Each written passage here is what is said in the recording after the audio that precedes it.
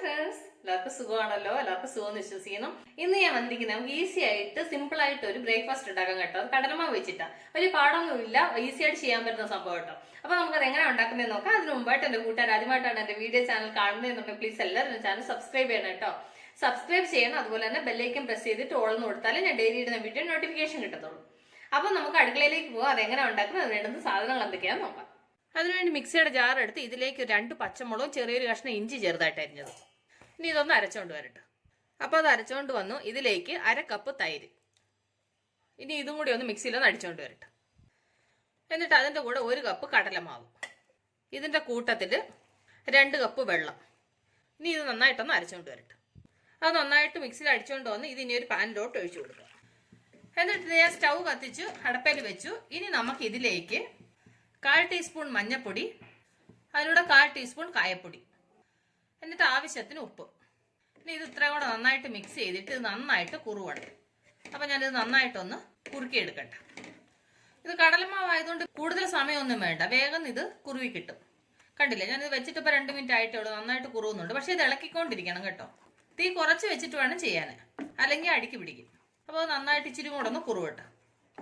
കണ്ടില്ലേ, അപ്പോൾ നന്നായിട്ട് കുറുവിയിട്ടുണ്ട്. ഇനി നമുക്ക് സ്റ്റൗ ഓഫ് ചെയ്യാം. എന്നിട്ട് ഒരു പാത്രത്തിലോട്ട് കുറച്ച് എണ്ണ തൂത്തിട്ട് ഇതിലേക്ക് നമ്മൾ ഈ റെഡി ചെയ്ത് വെച്ചതുണ്ടല്ലോ അത് ഇതിലേക്ക് ഒഴിച്ചു കൊടുക്കാം. എന്നിട്ട് ഇത് നന്നായിട്ട് ലെവലാക്കുക. സൈഡ് ഇതുപോലെ ഒന്ന് ഷേപ്പ് ആക്കിയിട്ട്, അപ്പോൾ ഇത് ഇതുപോലെ ലെവലാക്കി കൊടുത്തു. ഇനി ഇത് നന്നായിട്ടൊന്ന് തണുക്കട്ടെ. അപ്പോൾ നന്നായിട്ട് തണുത്തിട്ടുണ്ട്. ഇനി ഇത് ചെറിയ ക്യൂബായിട്ട് കട്ട് ചെയ്യണം. എന്നിട്ട് ഇതുപോലെ തിരിച്ച് ഇതുപോലെ കട്ട് ചെയ്യണം.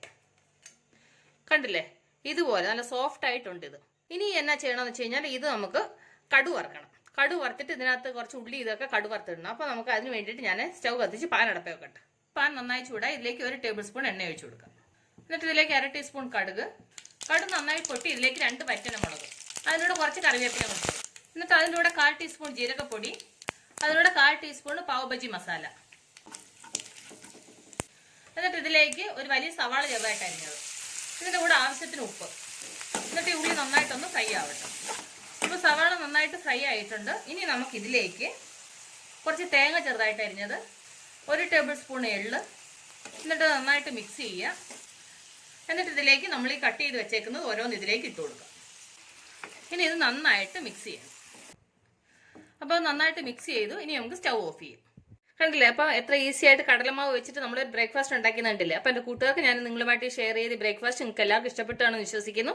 നിങ്ങൾ എല്ലാവരും ട്രൈ ചെയ്യണം കേട്ടോ. നിങ്ങൾ എല്ലാവരും ട്രൈ ചെയ്ത് നിങ്ങൾക്ക് ഇഷ്ടപ്പെട്ടാൽ നിങ്ങളുടെ ഫ്രണ്ട്സിന് ഷെയർ ചെയ്യുക, ലൈക്ക് ചെയ്യുക, വാല്യുബിൾ കമന്റ്സ് ഇടുക. അപ്പോൾ നാളെ നമ്മൾ രുചികരമായ പുതിയ വീഡിയോയും പുതിയ റെസിപ്പിയുമായിട്ട് നാളെ നമ്മൾ വീണ്ടും കാണും വരെ ബൈ.